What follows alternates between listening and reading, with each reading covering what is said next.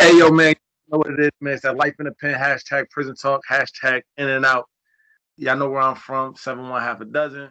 And y'all know I just like to get other people's stories out there. You know what I mean? I don't just like to give y'all minds. I like to have stories, and especially stories that come from our females because they go through a lot. And to me, it's like, you hear a lot of what the men go through, but you just can't fathom what the females go through. So whenever I get, somebody, especially a female that will love to tell her story, I know I'm ready to put it out there. So go ahead, introduce yourself, sweetheart. Hi, my name is Angela Tuitt. I'm 24. I just finished doing 7 years, 2 years, and then I went home in 2015, 2016. I did 4 years. Right now, I'm currently fighting a case, and I'm supposed to be going to court August 20th. So All I'm right. from the So so you did 7 years, you did 2 years. Your 2 years, what was your first bid for your 2 years? attempted burglary, And and basically, yeah, they gave you 2 years for that? yeah, they gave me 2 years. And it's crazy because I was supposed to get a YO for it. I never received the YO. That was my first time ever getting in trouble. Obviously, I don't know the legal system. So basically, like, what my lawyer tells me is what I'm going to go through with. At 16, I feel like I'm grown. And what really messed me up also is when my parents offered to pay for a lawyer for me. I felt like I didn't need nobody's help. I can handle this myself. I got myself into it. Um, Basically, my public defender told me, like, take the 2 years. Like, this is the most, like, the least you could get. And I took the 2 years. And so now I don't have a YO. So now this is still on my record at 24 when it should have been expunged. But at the time, I didn't know that. So Where are you from? I'm from the Bronx, the You're South from Bronx. Yeah. So all right, BX, what up? Shout out. So how did it happen though? Like what got the burger? Like what happened? Okay, so me and my friend, like, we were basically, I met my friend in a group home. I was back and forth in group homes when I was a kid from, childhood history or whatever. I was forced to grow up in the streets as much as I didn't want to, as much as I did come from a good home, a good family. There's things that happened, things that occurred. Anyway, we were in Queens and we were going to hang out with another friend. We were drunk, we were high. I was 16. At that time, I really didn't care about myself or love myself. Under the influence, we went in somebody's backyard and decided to use the bathroom in the person's backyard. When we noticed that the door was open, we decided to go inside. The guy was in the backyard and he called the cops on us, and we were both sent to jail, and we were fighting the case. How was that like your first time like when you was really like locked in prison in jail that you knew like damn this is crazy like when did it dawn on you like through that situation? When they took us to the bookings, I'm not gonna lie to you, I still took it as a joke. I felt like, oh girl, like no matter what, we're gonna get through this. We're gonna, like, do the time together, because I felt like I wasn't alone in it, I guess. Um, the first plea that they did give us was 6-5 split, 6 months probation. I mean 6 month program, 5 years probation. That was the first plea for that case. We both got offered it and we both started it. The reason why I was not able to complete that 6-5 split is because at the time I was 16 and I was still going to school. The 6 month program that they were trying to put me in was Fortune Society. The program that starts from like 9 to 3:30, which is the time I'm supposed to be to school. So what was happening, which is really fucked up for me, like, you know what I'm saying? It's really messed up. I was going to school and I was getting penalized at the program. I was going to the program and I was getting penalized at school. I explained to my counselor, like, I still have to go to school. You know what I'm saying? I'm in high school. Like, I have to go. My friend at the time, she was 19, so she wasn't in school no more. Those were the problems I was suffering with. Again, like I told you, I was back and forth in group homes. You know what I mean? And the reason, let me just say that because I don't want nobody to think that my family is bad. The reason I was back and forth in group homes, I was raped by my next door neighbor when I was younger. I can't allow force my whole family to get up and move. First of all, because I didn't tell nobody for a while. Uh-huh. So I just started running away from home. Um, I couldn't like handle being next door to somebody that took advantage of me. I lost my virginity to this man. You know what I'm saying? That was just too much for me then. I felt like I was worthless at this time. Um, anyway, I tried to kill myself in 2013 of January. They kicked me out of the program completely, and my lawyer contacted me and told me the next time I come to court, because I did not complete the 6-5 split, that they would sentence me to 5 years. I went on the run. June 6th, I turned myself in. And because of my mental health history, and because they did take into account the fact that I tried to kill myself, and that's the reason why I lost my program, even though you really didn't take into account because you're still giving me time. They gave me 2 years. That's when it dawned on me. Like, that's when it really hit me, when they sentenced me to the 20 months. And I look back at my mom and I look back at my sister, and I'm scared. I've never been to juvie. I've never, like, you know what I'm saying? I've never been in the system. I was scared. Like, I've heard of crazy stories of things that people go through in prison. I've heard people, like, get their head bust open. You know what I mean? Like, it's serious. So, like, I was really, really scared. And while I was in Rikers, I built myself up basically to be somebody that I wasn't, you know, so that I wouldn't get beat up, like, so that I wouldn't, like, have to be scared, and, like, nobody would take advantage of me, and I could make it home alive out of this place that I'm hearing is so crazy, you know? Even, I remember even when we were in adolescence in Rikers, none of the girls had been upstate yet. I was the first one to go upstate in the adolescent group. And, like, they were all the stories were crazy of, like, what we thought would happen. So What was the adolescence like on Rikers for females? Like, what's something crazy you been through or you witnessed there? um definitely the fights. I mean, the fights is crazy. Females, uh the fights, believe it or not. But I can say one thing in Rikers that is different from correctional facilities, from Albion, from Bedford. I mean, not so much Bedford. Bedford is almost like Rikers, but Albion, the females in Rikers, they stick together. We may fight each other and we may argue with each other, but when it comes to the officers and the inmates, like, they stuck together, like, they stuck it up, you know what I mean? And sticking it up is just like, I'm not going, like, until you give us our food, until you give us what we deserve. As crazy as Rikers is, and there's way more fights in Rikers, obviously, than upstate, because nobody really cares, you know, the different classifications, but they do stick together.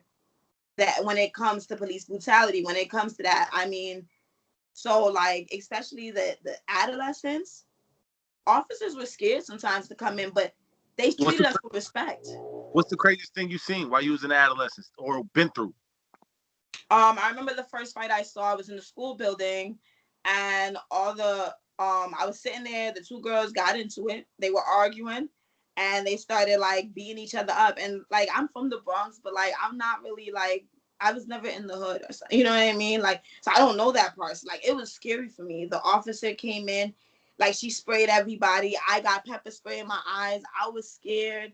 Then I got locked, and, like, you know what I'm saying? Like, everybody in there got locked. Now and I had nothing to do with it. You know what I'm saying? I was just a quiet little girl back then. So I'm like, oh my God. Like, I used to be scared, like, when I first went to prison, to even come out of myself. I was scared to talk to people. I was scared to even look anybody in the eye. Like, I mean, the fights is definitely, like, the worst part. And the way, like, some of them can treat you, especially when they see that you're weak. And that's what forced me to, like, put on a hard shell before I went to prison, because if they see you weak, they will eat at you like vultures. They will pick on you. They will manipulate you. You know what I mean? Like, because you're weaker than them. So And they and the adolescents and the Rikers, they had mad rules, different rules like slot times, people on the phones, like yeah, who could do this, who could watch TV. yeah. Like what was it like when you was like witnessing that part? Like, yo, the mental, like, forget just the physical, the Mm-hmm. mental part of understanding incarceration is like to like to act like an animal over certain things, and Mm-hmm. to be you gonna be like an animal or you gonna get treated Yeah. less than an animal. Like, how did Mm-hmm. that situation dawn when you notice like these things that's given to you by the state that people are taking advantage of? What was that like? What would that make you feel like? Like, It made me feel sad, honestly. Like, I've always looked at people different. I always had a different outlook from people, whether I expressed it or not. To see that all of us, and, you know, the adolescence is 18 and under, that we're kids and we're forced to grow up and we're forced to be animals. You know what I mean? They used to call us animal essence. Like, we're forced to be animals because we don't get hurt no other way. That to me was sad. Because a lot of us, when we go in there, me personally, when I went in there, like, I was a human being, you know what I mean? We have to turn into animals in that environment, or you will not get hurt. Like, you will get walked over, you'll get left. You know what I'm saying? Like, people will steal from you. People, and it's so like, it's like literally the survival of the fittest. Like, you can't break in there. You know what I'm saying? There's no space for you to be weak. No matter what you're going through. I lost my cousin and I couldn't be weak. And that broke me. Like, I couldn't really grieve for my grandmothers until I came home. There's no space. Because the minute somebody sees your shell breaking, they're so quick to break you down. And it really is sad to me, because it's like, as inmates, and that's the change that I'm working on now, like the movement that I'm trying to make, is as inmates, we need to stick together. We shouldn't be breaking each other down. We should not allow these officers in this prison system to break us down. You know what I mean? Like, we all going through the same thing. When we lay our heads down at night, we all feel that same pain of being away from our family, that same pain of being talked to and treated like shit from these officers. And yet still, like, the anger that we have inside, the anger that this prison and this justice system has caused us, and all the pain that we've been through, we take it out on each other. And like, that to me is the saddest. Like, I've watched people like beat girls up for no reason. And I'm like, yo, like, this girl is sitting here reading a book and you just threw water on her for what? You know what I'm saying? It don't matter who she is. She's a human. She has a family at home, just like you have a family at home. She's trying to make it through this bed with her sanity. You know what I'm saying? Like, it really hurts me. And don't get me wrong, I'm not going to sit here and say I was innocent. I have had fights in state. I have been forced. My hand has been forced sometimes. It's not easy, but it is sad, because it's like, sometimes we don't mean to. But like, I get off the phone, for example, with with my family, found out my grandmother just died, and a girl comes up to me and says something crazy. It's not her fault. You know what I'm saying? It's what I'm dealing through mentally. We are all traumatized mentally from being incarcerated. Don't matter who you are, male or female. We have been traumatized. Some of the people I reached out to with my movement for justice for Tuitt, some of them that I was locked up with, that I've watched officers beat them up, that I've watched officers lie on tickets, that I've watched them get into fights. I've seen them cry. I've seen their, like, you know what I mean? Their rawness. I actually believe that their prison bid was good, that they had a good bid, that they was chilling. And that's the Stockholm syndrome serious. Like, you know what I mean? Like, that it really twists our mind so much that we think what happened to us in prison was okay and we deserved it. It doesn't matter what you did. We still have rights as a human being. That's a fact. So let's fast forward, right? Let's talk Mm-hmm. about now. You get into your 2 years. What was Yeah. that? What was that 2 years like for you? So the 2 years, I'm not gonna lie, once I got to prison and like I was, by myself, I didn't know nobody, my name wasn't known. At the beginning, it was easy.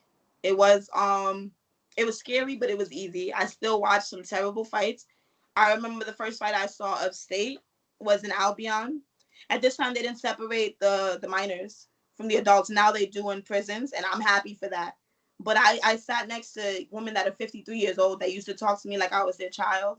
They used to basically tell me that my parents were nothing because I'm in prison, and that like whoever raised me was terrible. You know what I'm saying? I've had bad things, and I focused. You know what I'm saying? I did my GED for the first 6 months. I got my GED in the first 6 months that I was incarcerated, because when I walked into that prison, and I want people to know that my goal was to do my time and go home. Nobody goes into prison like, I'm gonna go to prison and I'm gonna get in fights and I'm gonna max out. You try to get home as soon as possible. You don't want to be there. My first fight, I got stabbed in my face. I don't know, something about that. A lot happened in How did the that? beginning. How did that happen? Tell me. How did that transpire? How did that go through? You said you got the first fight stabbed in the face. How did it transpire? How did that go through?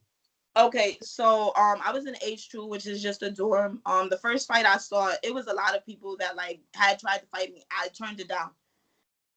The one girl, I remember, she wanted to fight me, and I refused to, because I didn't want to go to shoot. You know what I'm saying? I've never been there. Now I'm scared to shoot. Anyway, there was a girl that I was, talking to. We were going together.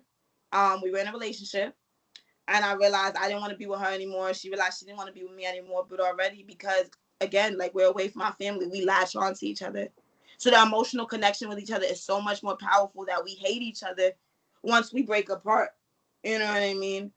That's what happened. It was a lot of tension. I still would not fight her. I still would not fight her. It was 2 days before my birthday. I'll never forget this. Mind you, this is the first time I'm celebrating a birthday because my family are Jehovah's Witnesses. So I was really excited. Like, this is my, even though I'm in prison, it's like, oh my God, it's my first birthday. Like, and a lot of women, don't get me wrong, a lot of women were amazing to me. Like, they were making cheesecakes, cards with the little bit that they had for me. Like, the love was crazy. Anyway, she came in from the yard and I was on the phone and she came on the phone, you know, angry, I don't know at what. And she was like, I'm next. I was like, what? Like, no, you're not next. And at this point, I'm already like 6 months into my bed and I'm like, yo, I'm tired of this. Like, you know what I'm saying? I've had enough. Like, I'm not just gonna keep letting people bully me and tell me that this they phone and it's they seat. Like, you know what I'm saying? I was like, you're not next. Like, I've been waiting to call my mother. I've been waiting to call my father. You're not next. Actually, I just want to put in here.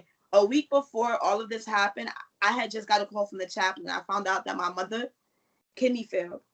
She went on vacation and she got bit by a mosquito and it was infected. Her kidney failed. I didn't talk to my mother for 6 months. The last time I had talked to my mother at that point was in Bedford. I hadn't talked to my mother since I was in Albion. I didn't know what happened to them. I didn't know if they died. Like, that was a very rough time for me. And I expressed that to nobody because I just came to prison. I don't know nobody, you know? I dealt with that on my own. Things that I don't tell people, you know?